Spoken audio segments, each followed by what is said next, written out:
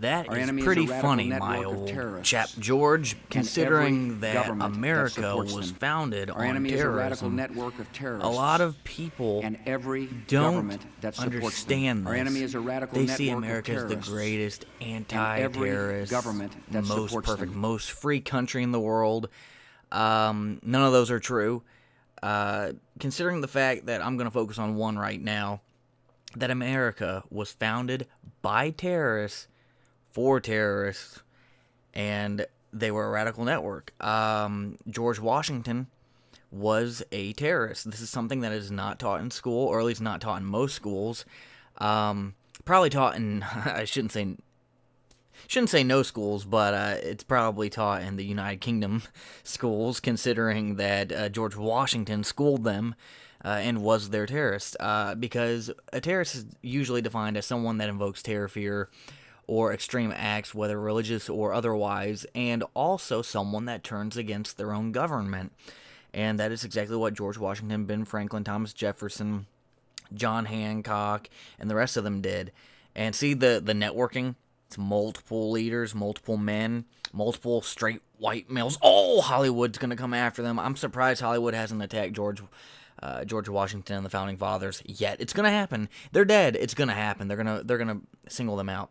But yeah, George Washington was a terrorist. All the Founding Fathers were terrorists. Everyone that participated in the American Revolution on America's side was a terrorist. So to say America was founded on great Christian values is a complete lie. It was founded upon terrorism by terrorists. They turned against their own government. And this needs to be taught. Of course, the government doesn't want things like this taught because they don't want people to be inspired. They don't want people to revolt against them.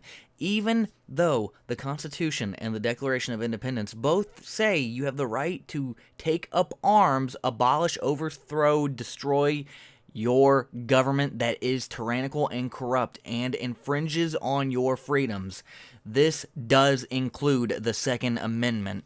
Any ban, which there are many bans on the Second Amendment, licenses, things like that, taking away freedom of speech, taking away the unlawful search and seizure, which is the Fourth Amendment, having guards stationed in your home, I believe it's the Third Amendment. Any of them, trying to take away any of the ones that the Founding Fathers, the terrorists of America, terrorist founders of America, established, constitutes the right to take up arms and overthrow and abolish your government. So the Founding Fathers also made domestic terrorism legal. Now here's the thing, is that in the Declaration and the Constitution, if the people revolt against their government, they're not terrorists because they're following the Constitution and the Declaration of Independence. It would be the government are the terrorists. They're tyrannical. They're terrorists against the citizens. They're taking away our rights and freedoms, which they've been doing since the fucking beginning. So we would not be labeled based on the law of the land, the two pieces of American culture that they were founded upon. We would not be defined as terrorists if we fought against our corrupt government, tyrannical government. So there's a terrorist clause in the Constitution. Terrorist, according to Webster's Dictionary and the modern idea of terrorism, and anti-terrorism, according to the Founding Fathers, stopping a corrupt government like they did. Something that I don't feel history class teaches, not only that the Founding Fathers in America were founded on terrorism and by terrorists, is that you need to look at the world back then versus now. George Washington owned slaves. I was never taught that in school, ever. I would have remembered it. And he set them free after the war, or so it's written in some sources. Some sources say he didn't. There's a little connotation there. There's always going to be people that are trying to debate what is true, what is not. Someone trying to stir the pot, as they say, so to speak. But also that not all terrorism is evil. The government of England, okay, they don't pound it into your head in school that George Washington was fighting his own government. the colonists were fighting their own government. We're taught all throughout school, oh, you never fight the government. You need to respect the government. It's what the founding fathers would have wanted. No, it's not. We're supposed to respect the government up until the point that they start taking freedoms away, essential liberties. And then it's time for revolt. Everyone says, oh, well, you have the right, the God-given right by the Founding Fathers to vote them out, to vote them away.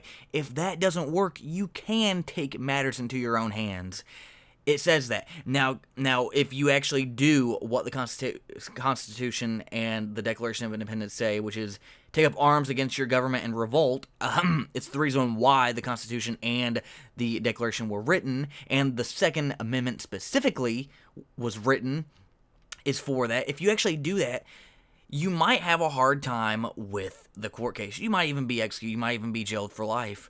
Charged with the deaths, or as they would call it, murder, even though it's not. Constitutionally and Declaration of Independence speaking, not really murder. It's completely legal. But then again, it comes up to how do you define a corrupt and tyrannical government? Well, Benjamin Franklin has this quote of, if you would give up essential liberties for temporary safety, you deserve neither liberty nor safety. It's kind of like if the government comes to take over, just look to the Founding Fathers. They were getting taxed to death. They were getting their guns confiscated. That gun confiscation came later, which is why the Second Amendment was written as well. The second reason why is gun confiscation. Not just for protecting your right to bear arms without a license, without background checks, without universal background checks, without registering your guns, which is all the shit the government wants you to do. It was also written for multiple reasons. There's three that I can think of off the top of my head why the Second Amendment was written. But this is beside the point. Voting them out, when that does not work, you have to define in the court. You would have to, the judge would probably ask you, how is it that what you did is not an act of terrorism? Why isn't it not considered illegal, immoral, and murder? And you have to explain. Now you're gonna, if you get a jury, it's gonna be a hard time. Now the judge is gonna be really hard too if you just have a judge. No jury. It's going to be really hard to explain. They're going to be like, oh, you're crazy, you're psychotic, blah, blah, you don't regret anything, even though you're doing exactly what the Founding Fathers is. Now, some people you might be able to convince. Other people, you probably, majority will be thrown in jail or executed. Unless you have a huge army, unless it does come to civil war, then it's like, okay, there's no court of law after that. Back to George Washington and his slaves. I completely missed this point earlier, but the fact is, like I said, look at the times then versus now. Socially acceptable was slavery back then. Nowadays, it's not considered socially acceptable in America and most countries. There are still some countries that allow you to have slaves and servants. We're not going to get into that. But people are saying now, oh my God, George Washington had slaves. What a bastard. What a motherfucker. What a bitch. Oh my God, he's a piece of shit. They give more of a shit about his slaves than they do the fact that he was a terrorist. Again, I'm not knocking him for being a terrorist because I live in America because of him. Also, if we go all the way back to Spain and all the other... Anyway, we're not going to get into that. I live in America, not in the colonies, not in the colonies of the United Kingdom. None of that shit. I live in America because of George Washington and the Founding Fathers. But anyway, take the context of the times back then. No one was going, that goddamn George Washington, he owned slaves, what a fuck. No, he just walked in, hello, cheerio there, mate, how you doing? Oh, George, how are your slaves doing, George? Oh, they're doing great, blimey, Robert. Yeah, you know, it was socially acceptable. You would talk about your slaves all the time back then. No one talked shit about you except for your slaves. But, anyway, let's not bring that kind of shit up. It was socially acceptable back then. It's not now. We can't change the past. We can change the present leading in to the future.